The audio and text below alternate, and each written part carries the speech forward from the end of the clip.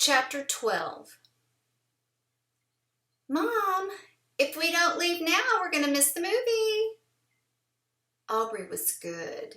She was very, very good. Sweetie, just help me pick out my shoes and jewelry. What time does the later movie start?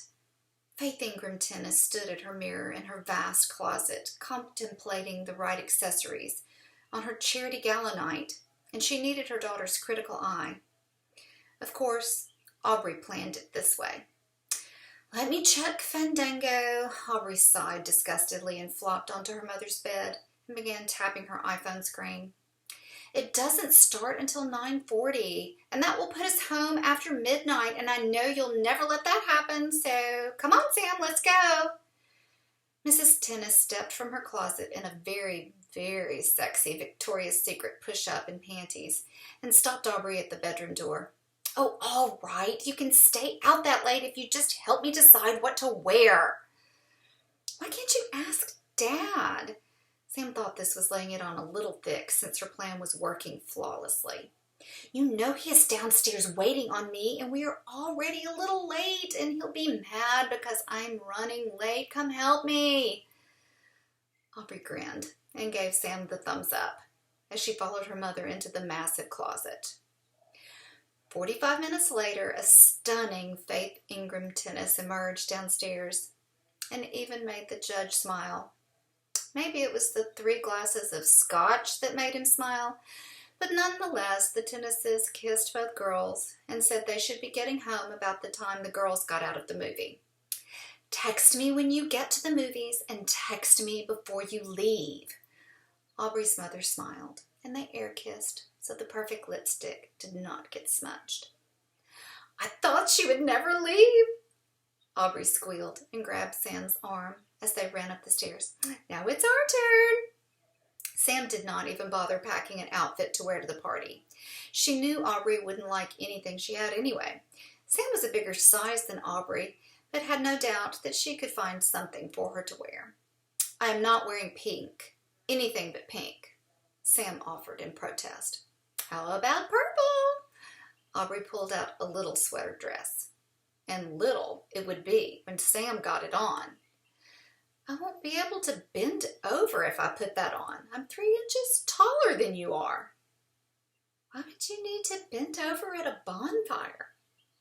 You won't be sitting down. Put it on, Aubrey commanded.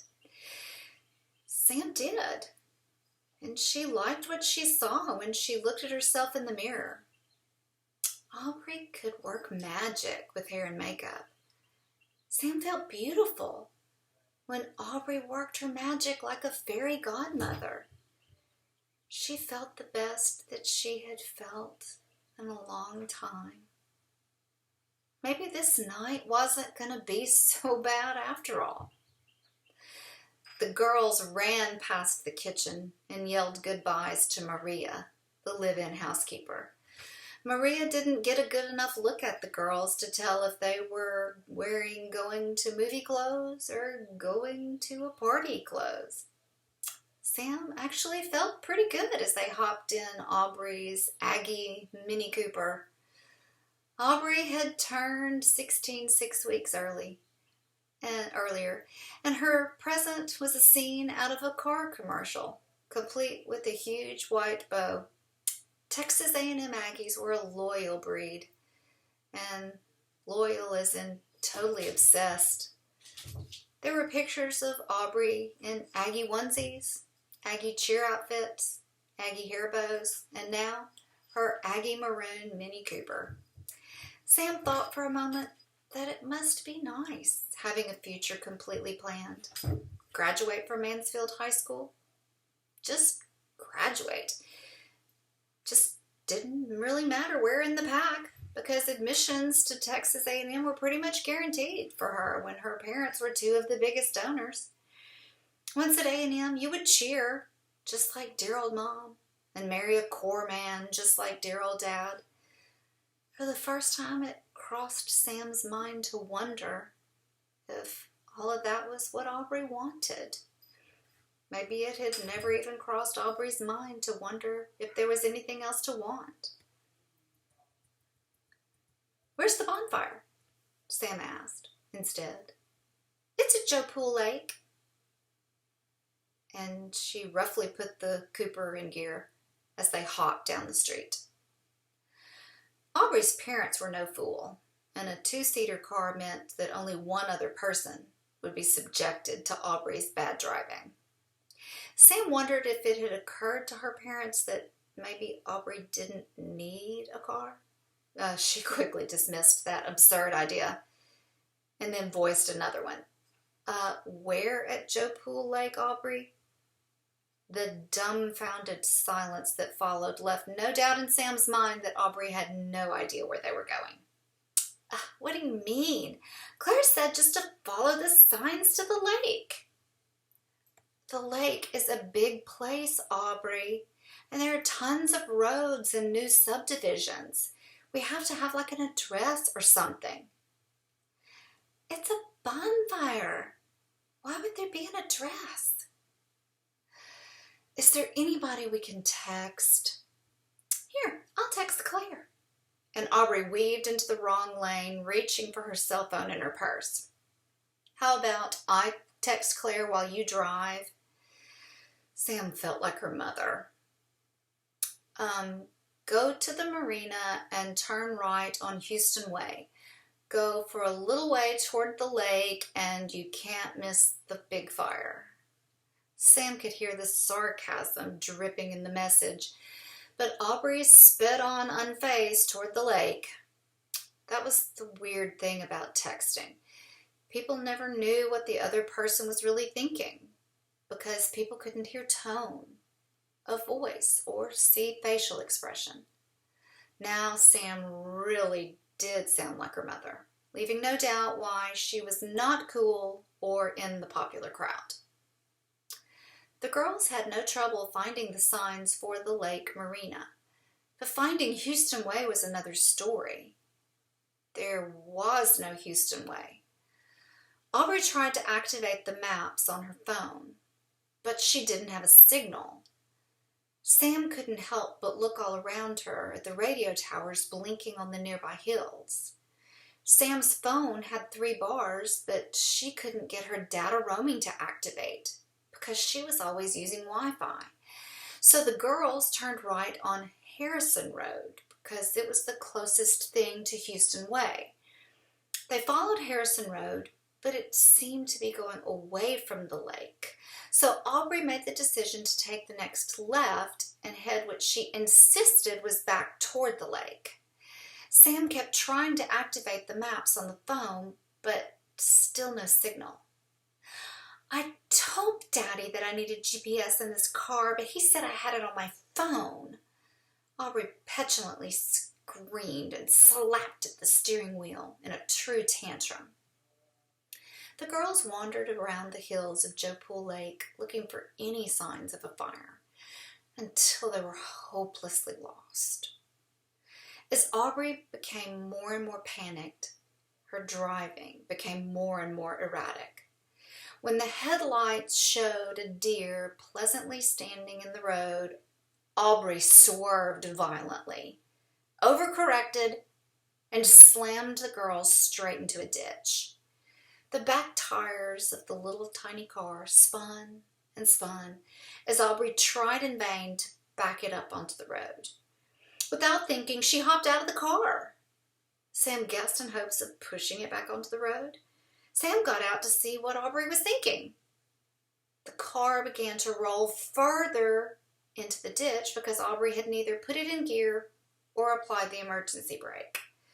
The airbag went off a fraction of a second after it plowed into a tree. Oh, great! Now what are we going to do? Aubrey screamed, batting the air wildly with her fists. Quit panicking and see if you have any service here. We can call Steve to come get us. The logical solution, because they were so lost, how could Steve find them? Neither girl had service anyway. How is it possible to get lost in the middle of a big city? Aubrey screamed a little louder, and Sam noticed the eyes of the deer standing at the edge of the woods flee. Before Sam could stop her, Aubrey traipsed up the road.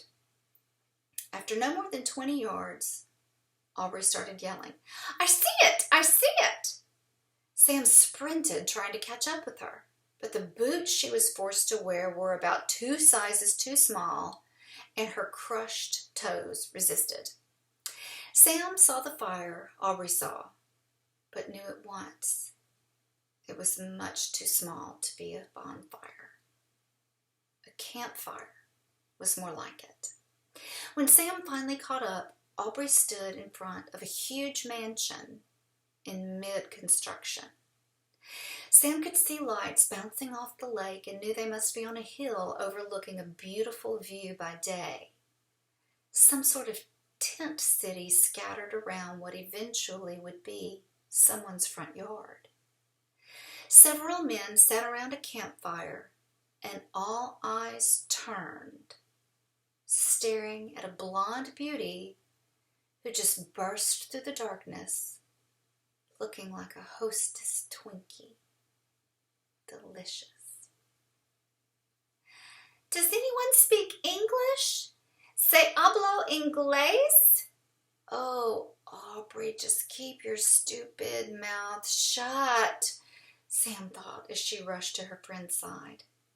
I've had an accident and my car is stuck. Can anyone help me? Just like the deer, many eyes retreated into tents. A few of the men around the fire stood and disappeared into the darkness. But 2 of the men rose and began walking toward the girls. Sam immediately noticed that they did not approach in a straight line. While one attempted to talk to Aubrey, the other circled to the side of the girls. All of Sam's self-defense instincts kicked into high gear. She turned to the one who thought he was being sly and stood her ground, feet firmly planted, fists clenched, her best "don't you even think about messing with me" stare. "What seems to be the problem, ladies?" came directly from behind her. Sam turned to see a massive excuse of a man forming the third side of the triangle, slowly boxing the girls in. He was obviously the one in charge. He looked like a grown-up version of Cartman from South Park.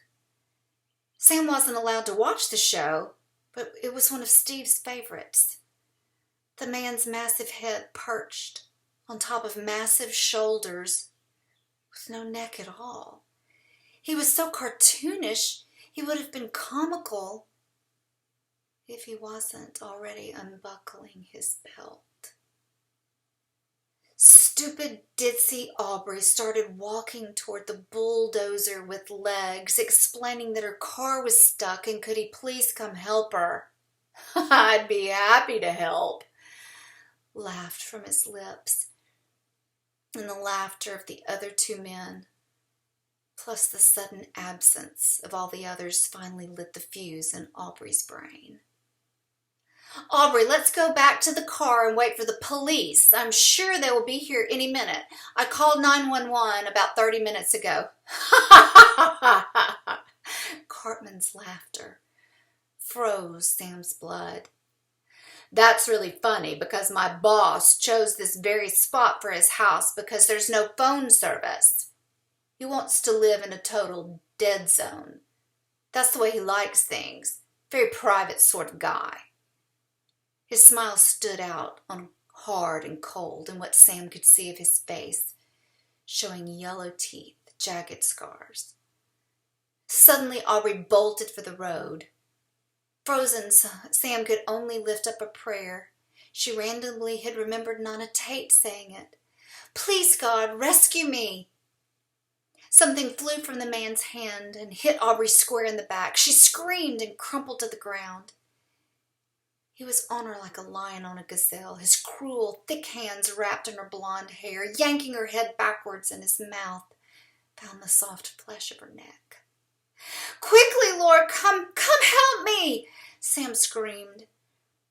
She wasn't sure if she screamed the words aloud or if she just screamed. But the other 2 men approaching her stopped. blinding light split the darkness, and Sam stupidly wondered if they had found the bonfire after all.